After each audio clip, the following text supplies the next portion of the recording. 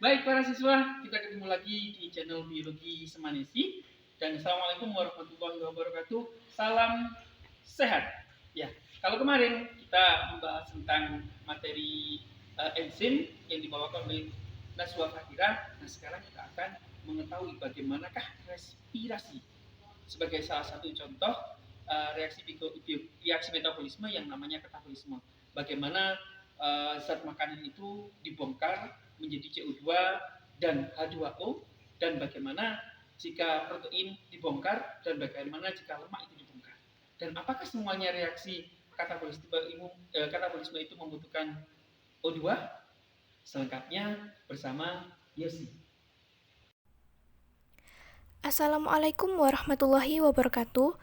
Perkenalkan, nama saya Yosi Putri Amelia Agustin dari kelas 12 IPA C.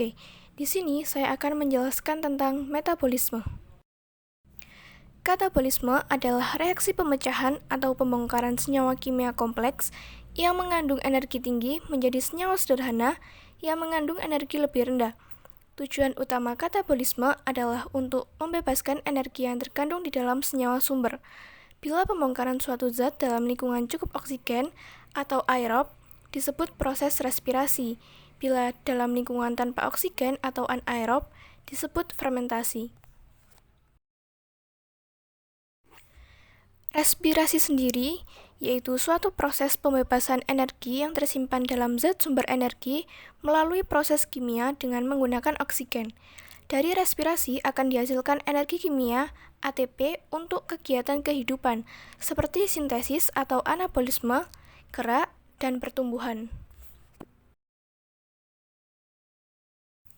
Pada kebanyakan tumbuhan dan hewan, respirasi yang berlangsung adalah respirasi aerob.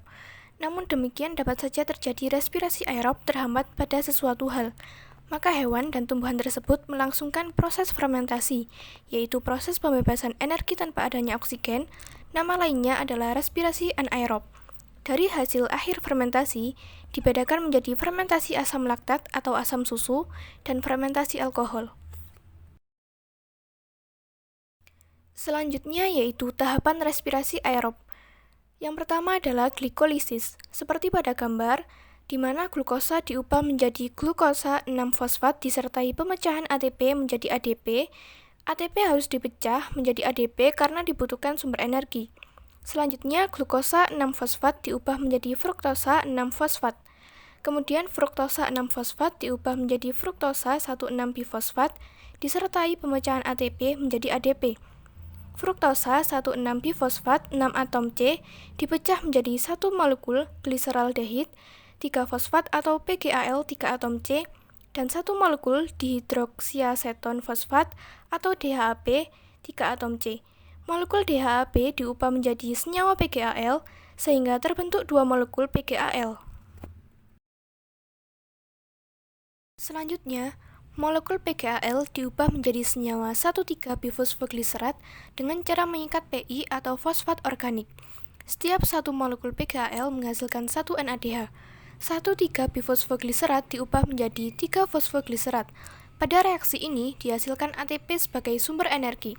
Selanjutnya, 3 fosfogliserat diubah menjadi 2 fosfogliserat. Kemudian 2 fosfogliserat diubah menjadi senyawa fosfoenol pirufat atau PEP. Selanjutnya, fosfoenol pirufat diubah menjadi asam pirufat disertai pembentukan ATP. Selanjutnya yang kedua yaitu siklus Krebs. Seperti pada gambar, asetil CoA 2 atom C berikatan dengan asam oksaloasetat 4 atom C membentuk asam sitrat 6 atom C. Itulah mengapa siklus Krebs biasa disebut siklus asam sitrat. Selanjutnya, asam sitrat diubah menjadi asam isositrat. Kemudian asam isositrat 6 atom C diubah menjadi asam alfa-ketoglutarat 5 atom C. Reaksi ini disertai pelepasan CO2 dan pembentukan NADH. Kemudian asam alfa-ketoglutarat 5 atom C diubah menjadi suksinil CoA yang memiliki 4 atom C. Reaksi ini juga disertai pelepasan CO2 dan pembentukan NADH. Selanjutnya, yang ketiga yaitu rantai transport elektron.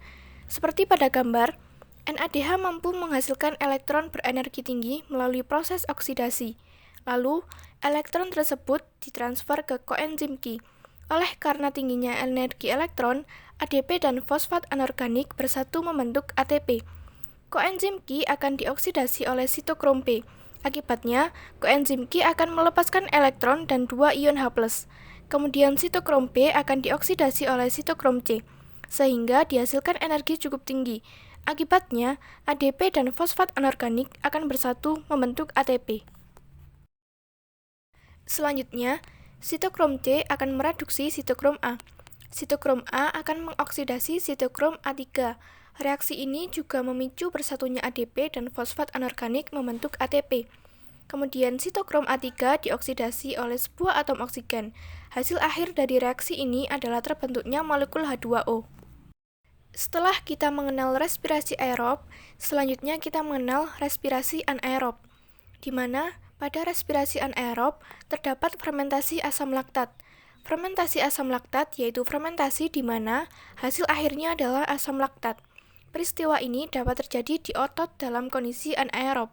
Reaksinya yaitu C6H12O6 menjadi 2C2H5OCOOH ditambah energi. Setelah kita mengenal fermentasi asam laktat, selanjutnya terdapat fermentasi alkohol. Fermentasi etanol atau fermentasi alkohol adalah proses biologi di mana gula seperti glukosa, fruktosa, dan sukrosa diubah menjadi energi seluler dan juga menghasilkan etanol dan karbon dioksida sebagai produk sampingan. Pada beberapa mikroba, peristiwa pembebasan energi terlaksana karena asam pirufat diubah menjadi asam asetat ditambah CO2, selanjutnya asam asetat diubah menjadi alkohol. Sekian penjelasan dari saya. Mohon maaf apabila ada salah kata. Wassalamualaikum warahmatullahi wabarakatuh. Semoga bermanfaat ya teman-teman.